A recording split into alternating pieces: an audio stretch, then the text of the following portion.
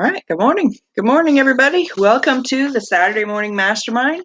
I'm your host, Samantha Studebaker-Kyle, broadcasting to you from beautiful Indianapolis, Indiana. And I'm here with my good friends Bill and Dan and Karen. And today we're going to be talking about the book, first of all, Leonardo and Gabriel by Tim Tigner. And we are on the chapter entitled Characteristics.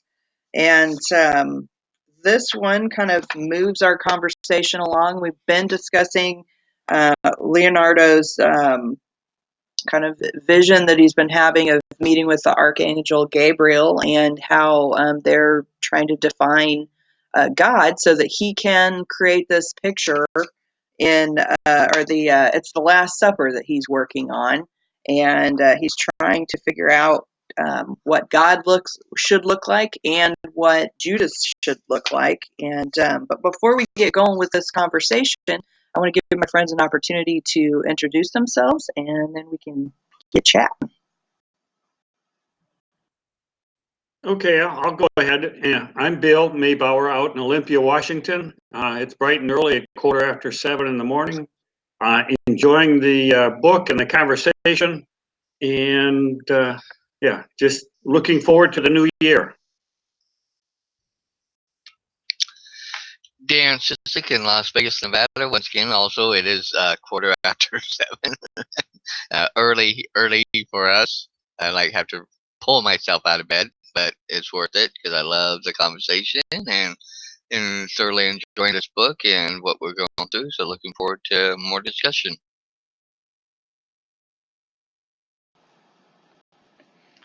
You guys are awesome for jumping up so early, and I've been getting up for this, as it starts at 10 o'clock for me, and that's worked out well. But I've just been, I'm kind of amazed that you guys have stuck with us for as long as we have, being up so early.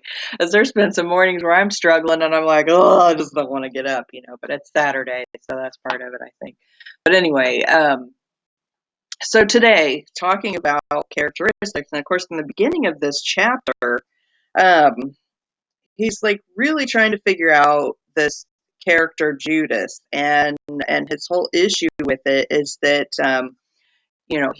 he's like, Judas is like treachery on every level, and he's trying to figure out what the facial features of Judas should look like, and so he's like, trying to figure that out. He's like, I need to go down to the ghetto and see what the criminals are doing, and he keeps trying to do that, and he just is not seeing the deep level of treachery that he feels like Judas did to Jesus because he's talking about how, Judas betrayed his trust, and it was not just for any reason. It was for the basis of reasons, which, it was for money.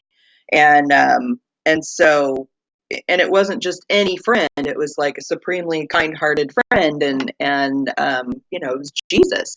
So he's just trying to figure out, okay, what would a person like that look like? How could he have, been in the trust of Jesus and yet at the same time betrayed him so deeply? And so he's been trying to figure that out. And let's see here. So he's down there in the ghetto, and he's trying to figure this out, and he just couldn't. He goes back to try and paint again, and he just can't brush the first stroke. So then he goes and let's see here. Oh, okay. So then he goes back to his meditation or taking a nap, and that's when Gabriel pops back up again. Karen, can you hear us now? I think we can hear you. Hear some background noise.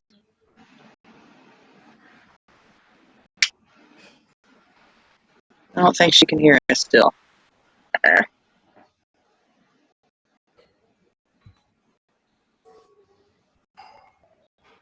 Well, while we're jump out. kind of waiting, hoping for her, I'm going to jump out with a couple thoughts. Okay.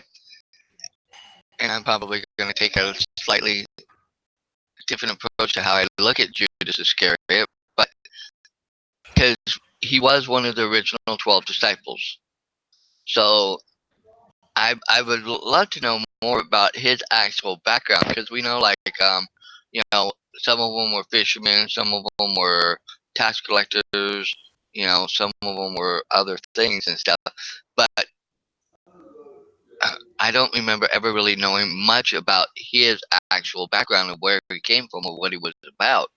So in that sense, everybody's basing, and rightly so I think, about his character based on the one thing that happened. But if we look at ourselves and you know, our humanity and stuff, we've all done things, you know, even to our best friends, that have probably not been the best things, you know, that, you know, are not nice or, you know, worthy of, you know, those type of relationships. So I'm wondering, you know, if somehow, you know, if he was always kind of like this person, or if there was something that happened, or that momentary lapse, or not fully understanding what was happening. And because we've heard stories of people that have been the most upright people have that moment where they do the dumbest things, and that end up hurting a lot of people. So, you know, it's interesting, you know, how the world looks at him, and how a lot of times the world looks at people based on certain attributes rather than going back and looking at the whole thing and what might have led up, or what might have been an underlying cause or something like that. So that's something I wanted to bring up, because, you know, we don't really know a lot about his overall characteristics, except this one instant, betraying Christ.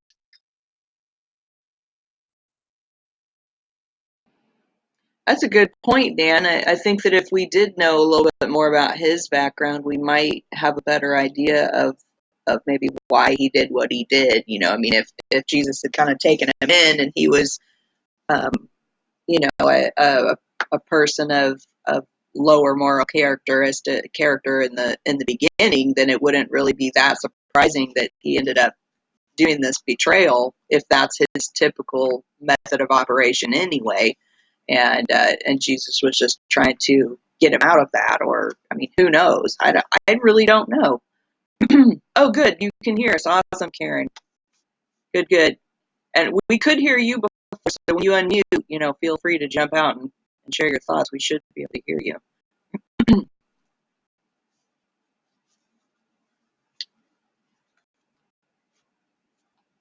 Oh, okay. I have a hardest time trying to remember how to turn the mic on and off. I picked up a little bit on the wonderment as to the character of Judas and the background, and whether or not we knew anything about him. And I think it's quite striking that it appears that none of us know anything, nor have we thought about it very much. I think as human beings, we are so eager um, to make assumptions about people, and especially if we can make a bad assumption. If we can cluster together and do the little gossip thing, and decide that that we agree that someone must be of poor character. Um, I think there's a lot. I just think there's so much to be gleaned from this book and from talking about it. And this is, in my mind, a major one to realize that I've never thought about Judas and his. You know, why did the Savior choose him to be one of his 12? You know, to be one of the 12. Why did he choose him for that? I mean, clearly, you know, we can attribute and say, well, you know, he knew that he needed him for this, and, you know, all this kind of stuff. We can do all that kind of stuff really well, but this is really fascinating to me. So thanks. Thank you, Dan. You often do bring up these kinds of things that are quite the wonderment to me. Well, it's just sad that and from my side and my point of view, I don't think we've ever had anybody dive back in and try to go back throughout anywhere in history to, because this is why I'm saying this, because in this day and age nowadays, with everything wanting to be so politically correct, and we have to look and tolerate and look and accept everything, so why has nobody ever gone back and looked and tried to do something about this, or bring about showing that, oh well, there's, we shouldn't put this label on him because of he's just another human being and like us, and what if somebody else were to do the same thing? But I think if we look at it, we've all done something similar within our lifetimes to somebody somewhere. Maybe not intentionally, maybe not with the same degree that Judas did, but it's just an interesting fact of how, and in my mind, I think we have a lot of rewriting of history, anymore, to where, we can't let the facts be facts and expound on those and go forward. So that's just how my brain works sometimes. I guess, and it just popped in my head this morning about that. That just totally came up, that we've never really ever looked at that aspect of Judas, of, because most of the other ones we know about their character, the tax collector, and you know, um, I think Paul's the physician, and the the brothers were fishermen and stuff. So we know and get a kind of an idea of what they're about, but I've never seen anything about Judas's little bit of backstory to kind of give us. And I think you're right, Karen, that you know uh, um we could say, oh well, it was part of the whole design that God would place role in order to fulfill prophecies and do what he was supposed to do, and to you know put everything in motion. But what's some of the substance behind it? And that's where I got that.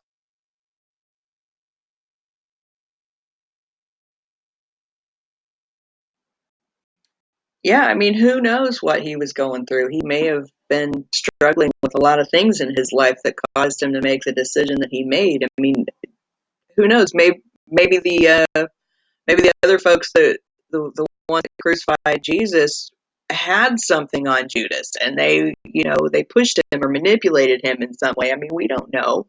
He may, yeah, maybe mental issues. Who knows? I mean, there's no way for us to know that, and that's interesting you bring that up. And I don't know if there is any information on Judas. I have no idea.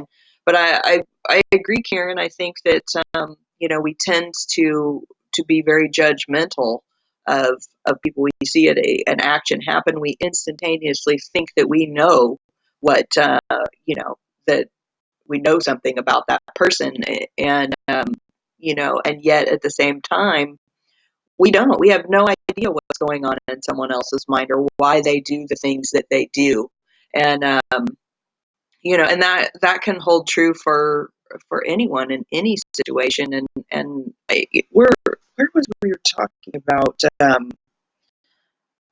Something's popping into my head that I can't figure out where the thought was coming from, but it has to do with perspective.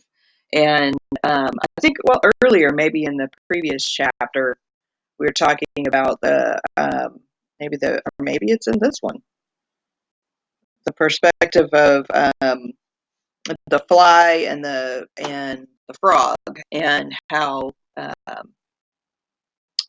it, I hate it when this happens, but the basically the when they're talking about God being benevolent, is that in this chapter? It might be a benevolent being, and he was saying, well, I guess it really depends on your point of view, because if you're a frog and you're hoping that God's on your side and he feeds you a fly, you're all kinds of happy and you believe that he's on your side, right? But then if you're the fly, on the other hand, then you have a completely different perspective of of what is good and right in the moment.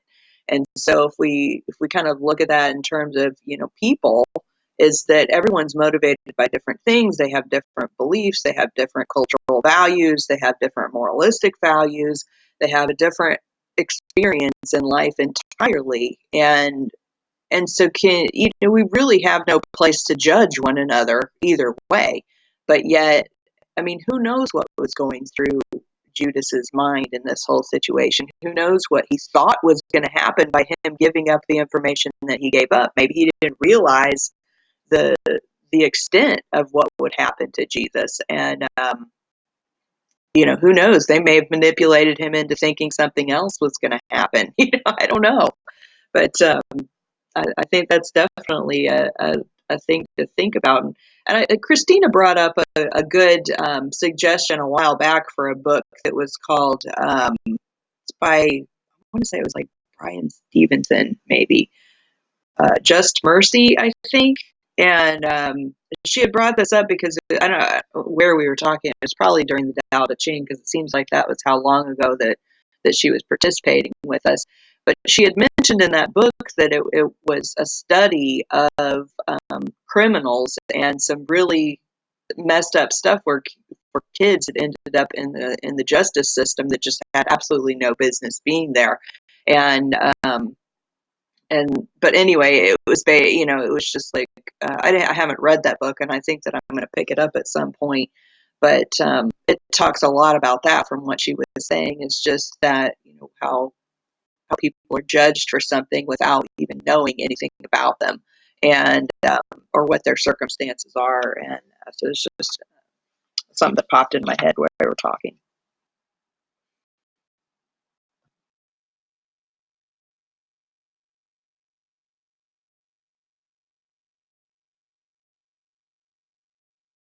Shall we jump into the next part? Your turn. Bill, do you want to add anything to this? No? Okay. So in the next part, he's taking his nap, and he's falling back into his vision or his dream where he's seeing Gabriel, and they're talking about a discussion of God's characteristics. Of course, the last part, they discussed his abilities, and now they're talking about his characteristics, and he's saying um, three qualities that are central to God's identity. Can you think of one? And so then Leonardo's thinking about it, and then he says, let's see, reflecting on that. Okay, eternal. He says God is eternal. And so that's like one of them. And so I guess that, when we've been talking about these different characteristics, or characteristics or abilities or et cetera, we've just kind of been examining them and being like, okay, what exactly does this mean, or where did this idea come from, or where would we have come up with this idea of God being eternal? And and so, for me, obviously I have grown up in a religious background, Christian background. And so we were just taught that God was eternal.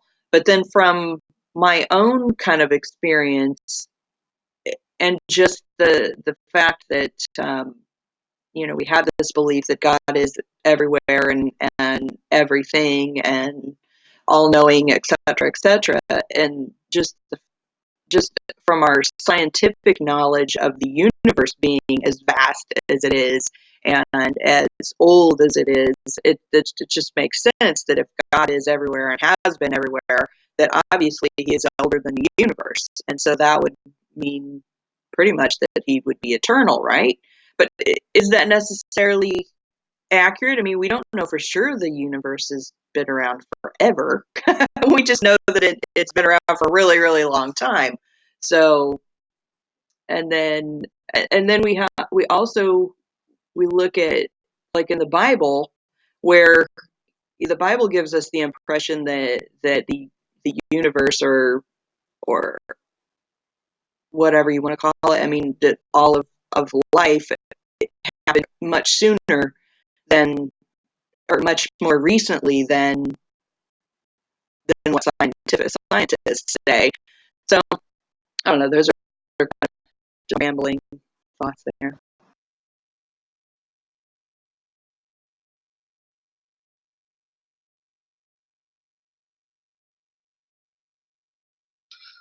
Well, looking back through the chapter a little bit, I came across a little part of it goes back to when you were talking about where it said something about benevolence and how, and then I came to a part where uh,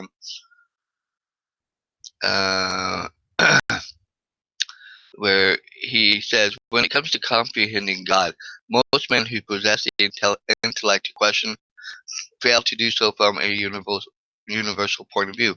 They remain trapped in their own perspective, considering the individual rather than the collective, the piece rather than the whole. Leonardo wasn't really certain that he followed, so he decided to tax his understanding.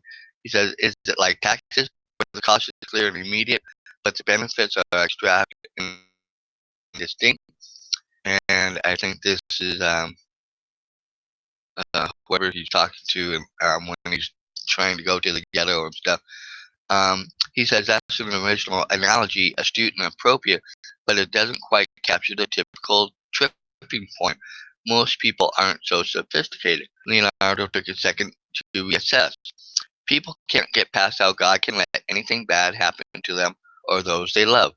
Exactly. The problem is having an omnipotent, benevolent God that coexists with acts of evil. Philosophers have been debating this apparent contradiction for ages, and I think that's one. I think um, in and through all this, uh, that might be part of where man gets some of his quick to judge part, rather than stepping back and trying to get that bigger picture and feel things in a little better, or not just take things on face value, but go in and dig a little deeper. But nobody wants to take that time and energy to do that. And I know I've done it. I've been like, oh well, because based on this, they're like that. Where in actuality, again, going back to Judas, he may not have really been a lot like this character.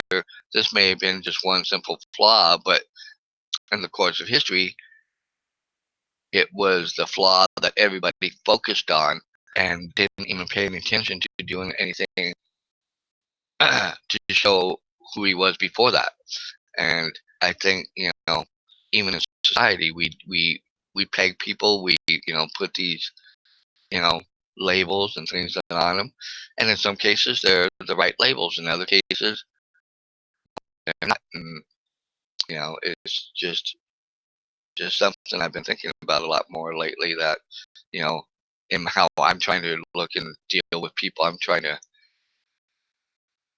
try not to jump so quickly, because I think we've all heard, well, you don't know what anybody's going through at that point, that day, that time, that moment, what's going on in their lives when we're interacting with them. And so we may get that one little moment where they're like this, but yet does it really define everything, in the rest of their, life and their moments? So,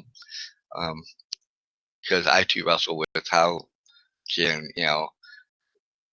bad things happen to, well, even me in my life. It's like, what have I done to deserve, some of the things I feel I'm going through? Why? But I think there's a cause and effect on everything, and some of it might be through my own subconscious actions of things I do, or beliefs, or things I've done, or how I was taught when I was brought up, how to respond or stuff. So, I mean, I think it's just a big convoluted everything, and we don't try to take enough time to, really dissect.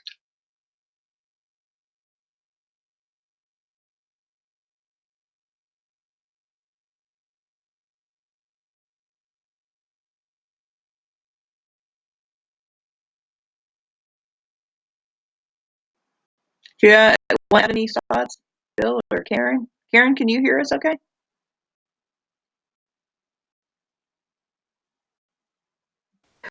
Thank you. If I could just remember my M button. Um, I do have like a cluster of thoughts, like a think about what you think about when you try and come up with a cluster F of thoughts. I've got a situation that's just so mind-numbingly frustrating, and it's such a repeat situation of having just moved, having a new address, my phone having been taken from me, having a new phone, not being able to port my number, so not being able to do any two-step verification with anything, which means possibly losing all of my, things online, just a constant thing. And I think, how do I bring this on myself?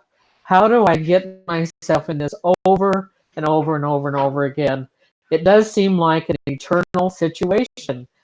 If we talk about things that are eternal, why can't we move forward and on when, Dan says, if we don't take the time to sit and think about it, okay, so I'm sitting and thinking about it right now. Why can't I just move on from here? I'd really like to be able to do that. Um, um, I'm trying to remember what BRB is. Okay, I got it. Anyway,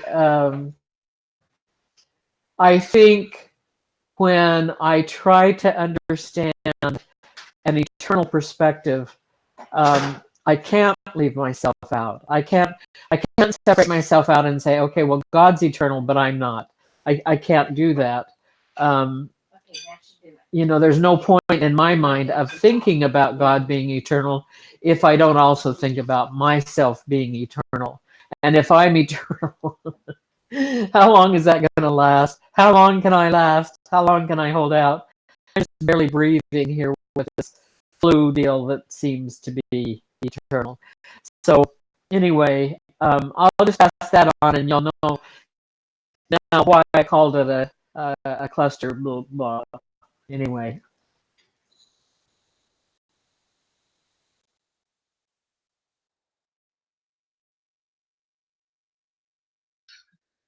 That's interesting how you said that about, you can't leave, yourself out of that, because even though on Earth, or at least I believe on Earth, we have a limited existence, but I believe in my soul, and that when I pass on here, I will go to, for me, heaven to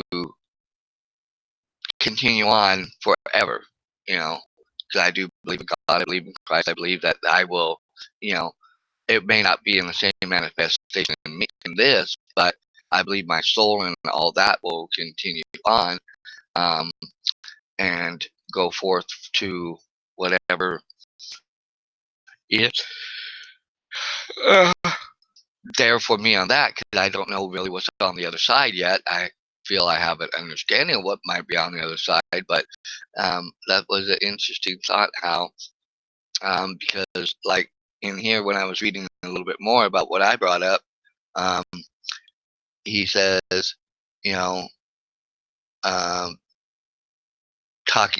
going on, it said, he carries on and says, exactly, the problem is having an omnipotent, benevolent God that coexist with acts of evil. Philosophers have been debating this apparent contradiction for ages. And then it says, is there a satisfactory solution? And Gabriel spread his arms in reassuring gesture. The cleanest way to address that conflict is to continue on our course. For now, please have faith that once you understand God, you will know that despite the existence of evil, he is truly both benevolent and omnipotent. And it says that Leonardo felt shorted. You don't appear comfortable with the promise, and Leonardo wasn't sure what tack to take in the answering. On the one hand, this was his dream. On the other hand, he was dressing the archangel Gabriel and said, I am skeptical but hopeful and ever eager to learn. And I think maybe that's how, we should continue, is to, I think we're all a little skeptical, but for me, I'm eager and willing to learn and grow and, that's why I love being a part of this mastermind, because I learn and grow and add to my own. You know, it a lot of times it helps build up what I believe and what I think and what how I feel. But if I had never been a part of this, I may not have come to some of those conclusions or added to my own. So with that, that's I think part of what um, whoever he's talking to, I can't remember who he's talking to, helps him to see that we just got to kind of continue question, keep our minds open, look at all aspects of humanity nature, and try and look at everybody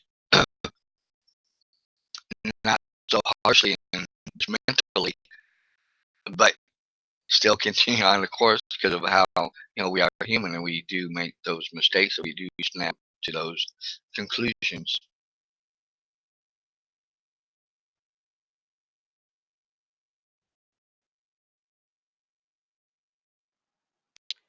My thought on that is when he's talking about evil, is the thing that comes up for me is who defines evil? Who decides what is evil? Because I think that we all have an idea of what we think is evil. And over the ages, even our own, even in my lifetime, I have changed my opinion on things from what I thought was evil to what may not be evil. When I was in school, we were taught that anything along the lines of, you know, uh, looking at anything other than what the Bible says is evil. And for instance, when I was a teenager, we wanted to experiment or play around with or whatever, like on a Ouija board. And with that, of course, you're supposedly contacting evil spirits or whatever, right? Well, in my lifetime, I've realized that it's not necessarily evil spirits. It may just be spirits in general. It may not even be spirits. It may be that we're just talking to ourselves. Who knows? We really don't know what that is. And yet, if I had told anybody at my school, because I went to a Christian school, they would be like, "Oh, you are messing around with the devil. You are going to go to hell. You need to stop that right now. That is evil." And so and then other things that have come up over throughout my lifetime, that things that are considered evil. Homosexuality is considered evil, and yet is that just an opinion? You know, I mean, uh, way back when, things that nowadays are considered alternative medicine, back then was considered evil, right? So, what is evil really? And it's all a matter of, like he was saying here with the frog and the fly. It's a matter of perspective more often than not. And, so like I have to sit here and go, okay,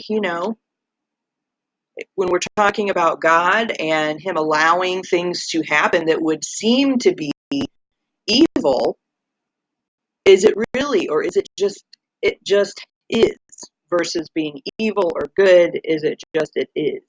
And if we look at things in that perspective, is then God is benevolent in that way, because He is non-judgmental.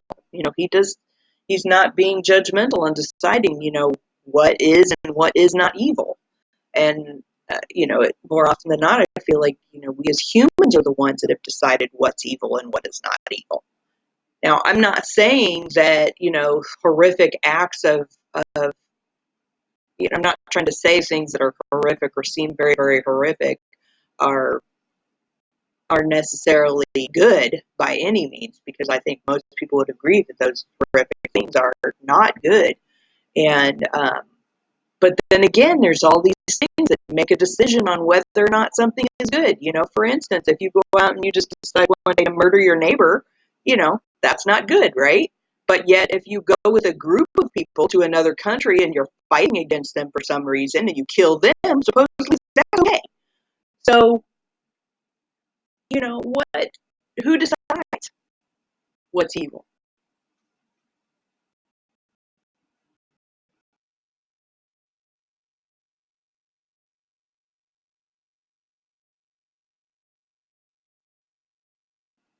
Oh, here's something that came up for me this week on the issue of what's evil and what is completely nonsensical. So I'm watching a movie, and in this movie, it's just a random movie. This person is driving a car and hits a deer, and the deer is laying on the side of the road, and it's suffering, drastically suffering. And he happens to have a gun, and he shoots the deer and puts it out of his misery. And that's okay, and that's considered being humane, right? And yet, at the same time, it's illegal and considered evil to end a person's suffering when they are suffering from some horrific illness or something along that lines. How is it that it's humane to put an animal out of its misery, and yet it's evil and wrong to put a human out of their misery? Just a thought. Just something that came up when we were talking about evil versus. Wow. So Matt, you just hit on something that has real life application in my part. My son, who has had cancer for many years, stopped doing any chemotherapy in May of this year, and he came out in December for his farewell thing because we knew it was going to happen anytime. And so on the day before New Year's Eve, he was out with his friends and had drinks and stuff just like he always does. Went to a movie. Partway through the movie, he had a major heart attack. So they went home, and he was laying there. He couldn't feel anything. And come to find out, I don't know how it happened, but there was a bullet put through his chest. I have no idea who did it. Was it he just couldn't deal with it anymore. And with your comment, is it humane? Did he get murdered? Did he commit suicide? Was he going to die anyhow? Yes, he was going to die. But he just couldn't do it anymore. Is that humane? Where do you stand on that? You couldn't have said it any better than I'm going through it right now. It's a few days past, so I'm not quite as emotional about it, and I can talk about it, but still, they're having he was cremated yesterday, and they're having, unfortunately, in Rapid City, which I couldn't get to, get together this afternoon. Is that humane? Is that inhumane? Is that murder? Is that okay? Is it not okay? Where do you stand on that? That's what I'm dealing with as we speak. I'll throw that open for comments. My heart goes out to you, Bill. I know that has got to be so painful, and I can't even imagine what you're going through. I'm so sorry that you're having to experience that in your life. And yeah, he just turned 49 on Christmas. Man. So, but yes, I'm just having to deal with it, and I've known it for many years. I just didn't know the exact date. Right. Yeah, that's got to be tough. I can't even imagine having to go through that with a family member, knowing that they may have to suffer greatly through that experience. And I can't even imagine what that's like.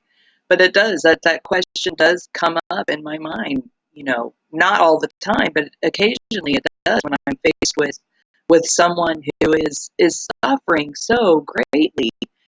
And it boggles my mind that we aren't allowed to ease someone's, or it's considered evil to let that person go, and in a humane way, or what would seem like a humane way, that he would get to the point where someone would have to do that for him, or that he would have to do that to himself, and in order to ease his own suffering. And it just, I mean, I feel like we should have control over our own lives, and that someone else should not be the dictator of them in any way. And I mean, that's my personal opinion. And if we, I, I think that, I don't know, I feel like the laws are not made for us as individuals. They're made for everyone else. It's like, and it doesn't make sense. That's contradictory, right? That, they're made for everyone else, but yet they're not, not made for us. If we are suffering and there is no cure and there is no relief, because the pain meds aren't working there, I mean, I can't even imagine I don't know what kind of cancer he was dealing with, but like I said, it's like the laws are protecting the people who would be hurt by him passing on, versus him, who is the one who is suffering. So it's sad. It's just, and more, I have been faced with so many things in this human world that are just contradictory in every way, shape, or form. It seems like complete chaos and makes no sense. And then, and you throw your hands up in the air, and you're just like, what? I don't get it. I just don't get it. That's my thoughts on that, Bill. And like I said, I just, my heart goes out to you, because I can't imagine what you're going through. It's horrible. It is, and he's at peace now. He was having a lot of pain, and now he doesn't have any pain. So that's all I can say. Well, I could also throw a personal point of view on it too, because what 5 years ago, because my oldest niece just turned 5. Sherry, who was my sister-in-law's mom, and who, I hate this, I'm gonna get emotional, but and my youngest niece were driving. It was Christmas time and New Year's. We were all excited about the baby coming and everything. Her and the granny were out driving, and they were in a bad accident. And unfortunately, Bethany had bumps and bruises, but was basically okay. Her granny suffered much worse and was in the hospital. Was up and down. Doctors trying to do everything to.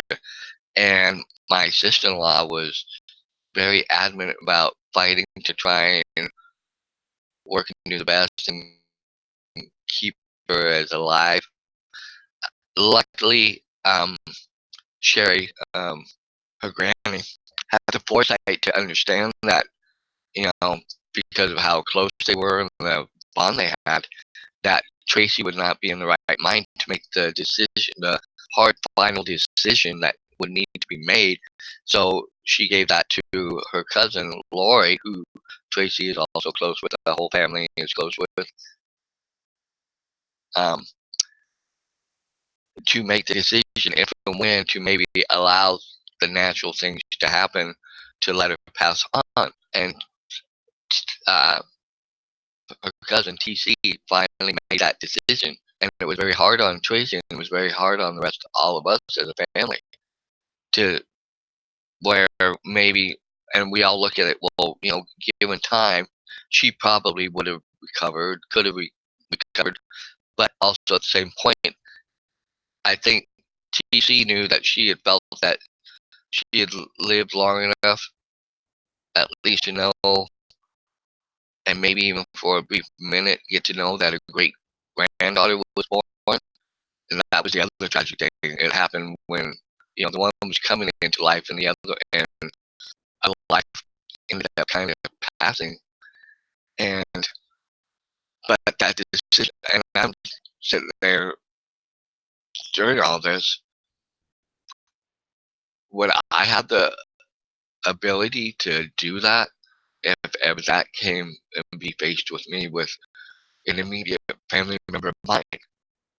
And that's, I think, is the hardest, most gut wrenching, painful, and I'm not even directly associated with it, and it still affects me to this day too, because I love their grand too. She was an integral part. We were one big family. It wasn't her family, wasn't his family, it was our family, and how integral, and that's how intertwined it was.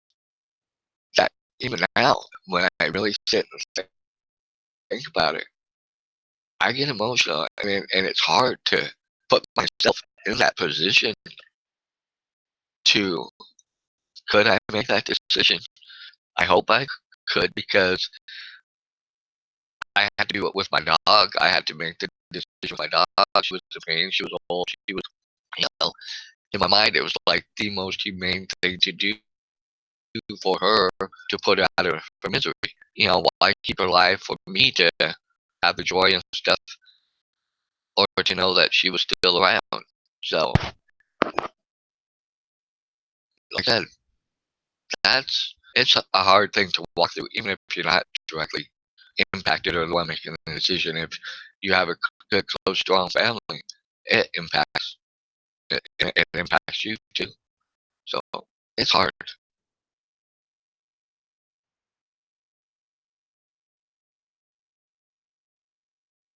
I'm sorry to bring, everybody kind of in a down mode, but, that's life. I mean, life happens, and that's what we all have to face at some point, have to face something that we have to deal with.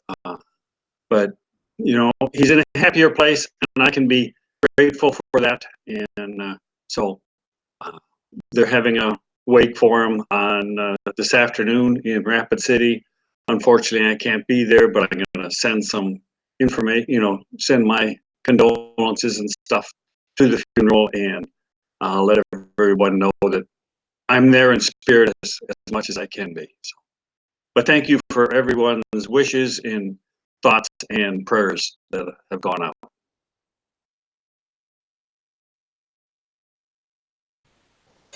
If I can say this without just sobbing, I really want to thank you, Bill.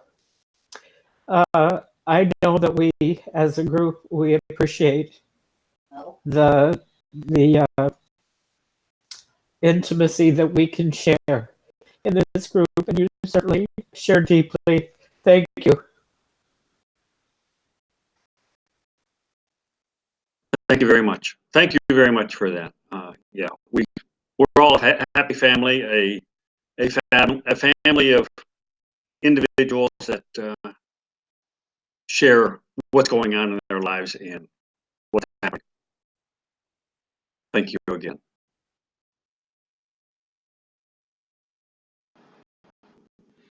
I just love you guys so much. I'm so happy to have Going you back in my life. to the book and what we've been.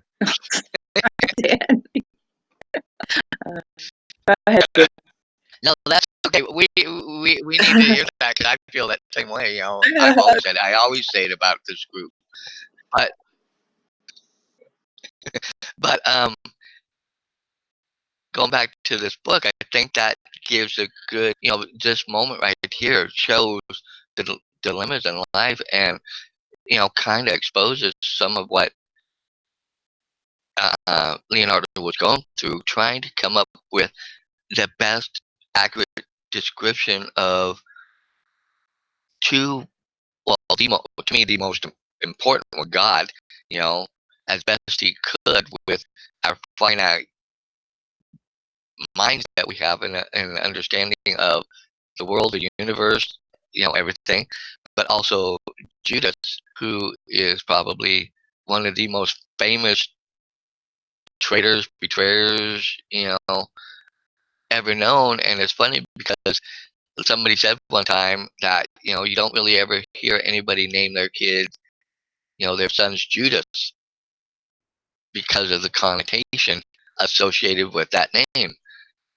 And, it's interesting how, because of one little thing, how the rest of society, time on, looks at it and even associates that name, and that name just conjures up certain thoughts. And that's, something else I've, thought about, how,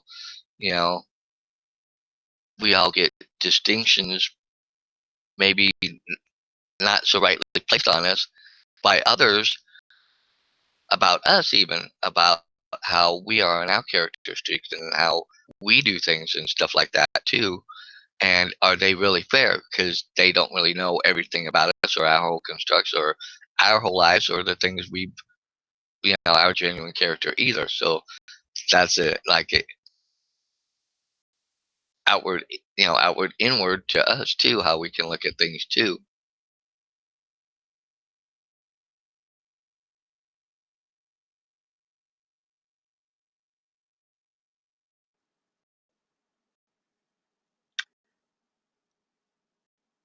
I don't have anything else to say today, guys. I'm just kind of taking it all in, and we are kind of past the top of the hour, though. Does anybody else have anything else they want to talk about before we wrap up for today? No. I'm just glad we all got on here, and I'm just sending you love, Bill, and to all of you. And Karen, make sure that you stay on here after we stop the recording. Okay. All right. So I'm going to wrap up for today, guys. Have a great, awesome, amazing week, and we'll see you next time on the Saturday Morning Mastermind. Bye for now.